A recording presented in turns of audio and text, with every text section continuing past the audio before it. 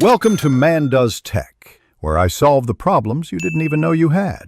You start by backing up because updates risk data loss. Make sure your iCloud or computer backup finishes before anything else.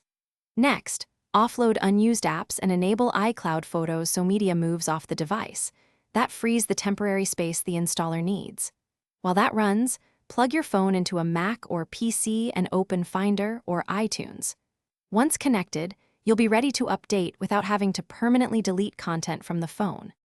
You should use a computer because it stores the installer and doesn't need your phone's free space. Once connected and trusted, select your device in Finder or iTunes and click Update. This downloads the iOS package to the computer first. While it installs, do not disconnect. Updates transfer and apply automatically. If the update requires space on the device, the computer method still minimizes local storage use because the heavy download is handled off-device. Once the update completes, check settings to confirm the new iOS version and re-enable apps you offloaded.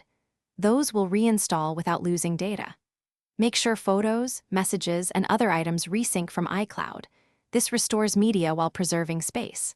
If something goes wrong, error, incomplete install, or boot loop, connect to the computer and put the iPhone into recovery or DFU mode, then use Finder or iTunes to restore from your backup. That recovery step fixes most update failures. Thanks for watching. If you found this helpful, don't forget to like and subscribe.